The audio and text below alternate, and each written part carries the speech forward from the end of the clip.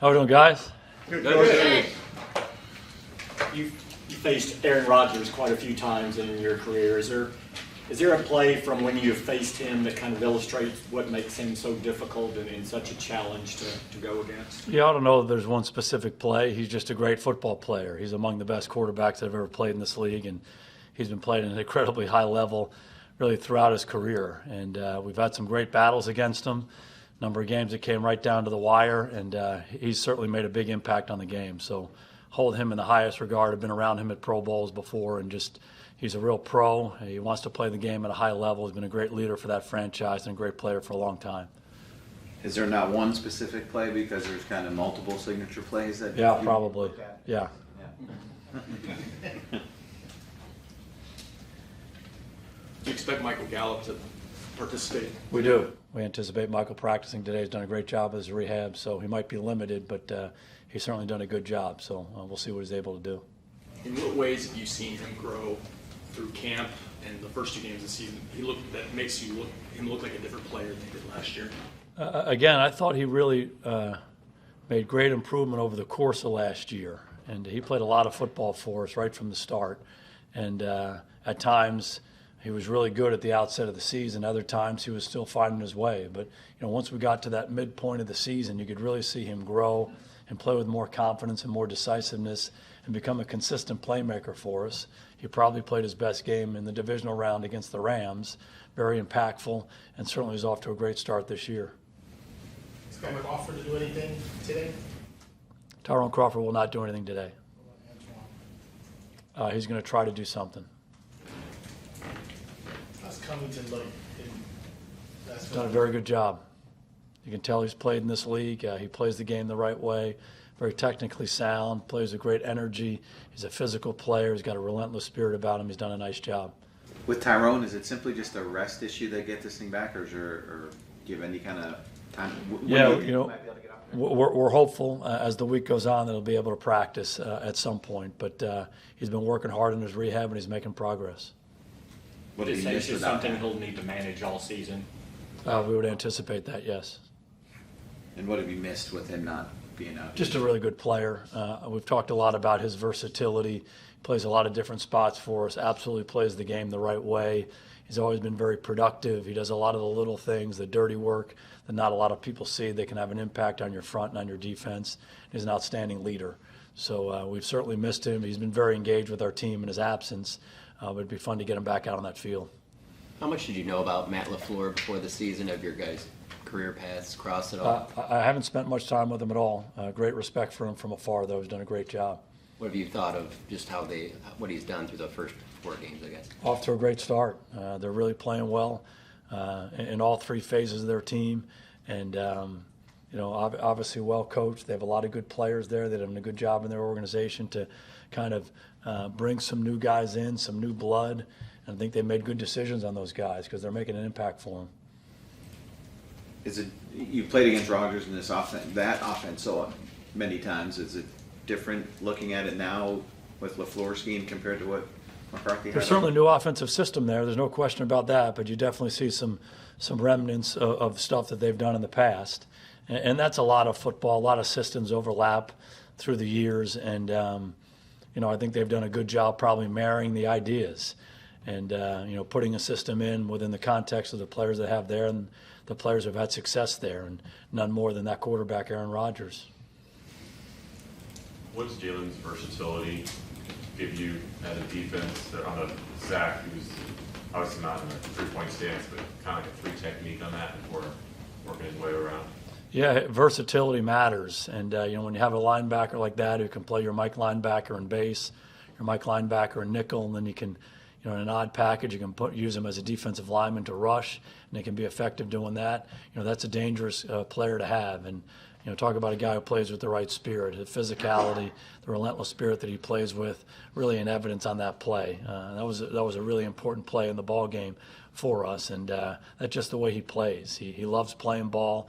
He's a great leader. He's a great worker, and he makes a lot of impactful plays doing some different things for us. How was the coaching staff to weigh and balance using him as a rusher? Obviously, on that play, you can see what that can give you as a defense, but also his other assets take advantage of those and making sure those are balanced and managed over the course of the game? Yeah, I think you just said it. You try to weigh those two and you try to balance those two. And, when someone has versatility and you can use them in a certain way, it can be challenging for the opposing offense. You want to take advantage of that without taking him away from some of the other things he does well. And fortunately, we have a really good, deep veteran linebacker core. Leighton Vander Esch is playing really well. Sean Lee's playing well. Joe Thomas has been impactful here in the early part of the season. So those guys can take some of those other roles to free up Jaylon to do some other things. So that's been a good thing for our defense. Speaking of balance, when you talk about offensive balance a lot, and it's not just weighing the number of carries versus pass attempts. How do you look at, does your balance evolve over the course of the season? I mean, I know you need to do it in certain games. You need to run in certain situations, you need to pass in certain situations. Where do you think this offense is now as far as the balance? Yeah, the goal is to try to attack defenses different ways. That's always been our goal, and it starts with run and pass. If you're only a running team, you're not going to be threatening to the defense. If you're only a passing team, it's going to be challenging for the guys up front. It's not going to help your quarterback. You're not going to help your defense. So you want to be balanced. You want to be a team that can break the huddle and do both. And then you want to be able to do both a lot of different ways. Run the ball inside, run it outside, hand it to different guys, zone schemes, gap schemes, all of that. And then similarly in the passing game, if you have a lot of guys you're throwing the ball to a lot of different ways, that can be challenging for the defense to stop you. Now you have to execute all that stuff. So that's the goal of it. What's that balance? The balance between doing a lot of things but doing them at a high level. I think there have been a lot of evidence of us being able to do that this year. And so you don't necessarily go in and say we want to run it 30 times and throw it 30 times and stick to those things. But you want to break the huddle and you want to be able to attack a lot of different ways and make them have to deal with a lot of different things. And we play our best football, we're able to do that. In regard to what Michael Gallup means to his offense, what dynamic does he provide when on the field relative to when absent? Michael's just been a really impactful player. We throw him the ball and good things happen. And he's demonstrated that he can win short, medium, and deep. And when they cover him with one guy, typically there's a good chance of him winning on that. And he's proven that fairly consistently over certainly the start of the season and the latter part of last season. So, that's a weapon.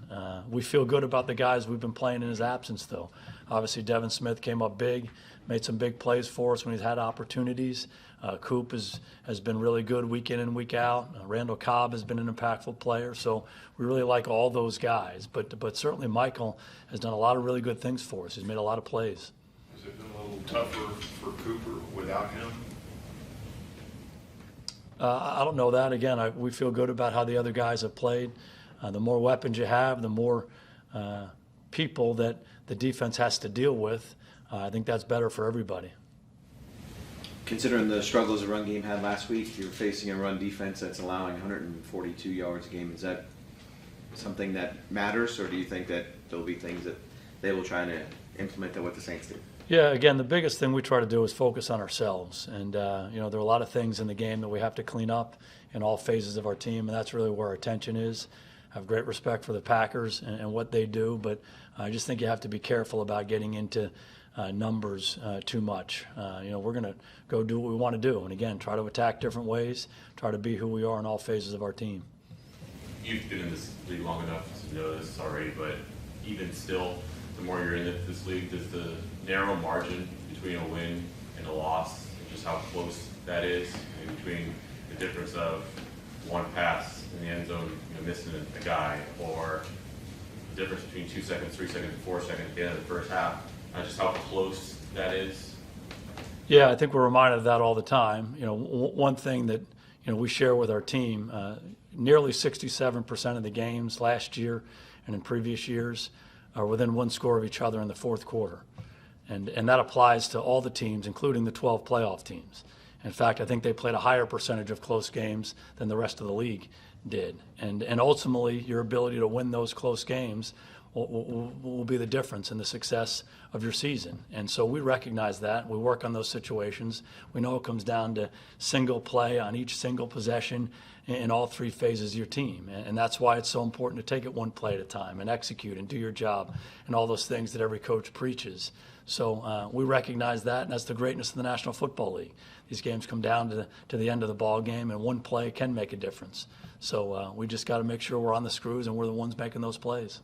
And the previous several matchups against the Packers, was there a specific play or specific traits that you saw going against Randall Cobb that made you target him to bring him to the Cowboys this year?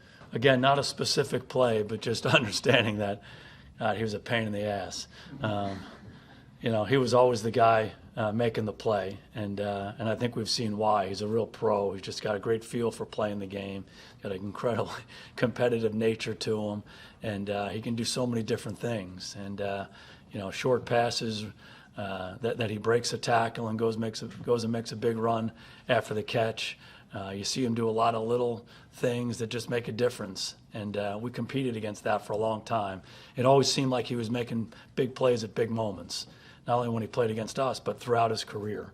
And that's what we loved about him, that's what we admired about him, and that's why I wanted to get him here. And he's certainly been able to do that through these first 4 games for us. We're really lucky to have him. Tyrone will sit today and not do anything? Tyrone Smith will not practice. And then do you anticipate anything as the week goes on? We'll see. Take a situation day by day. And with Kayvon's spot, have you guys filled that yet? We haven't made that final determination yet. What are the options there that you look for? What are the considerations you Yeah, have? the biggest thing you're trying to do is fill the role that he has, both on special teams and on defense. So you got to try to come up with the best options there. We did sign Josh Jones to the practice squad, and we do anticipate possibly moving Bryant up to the 53-man roster, because he might be a special teams contributor or a candidate for that spot. So we'll see how that goes in practice today and the rest of the week. L.C. Collins will not practice today. He's got a back he's dealing with.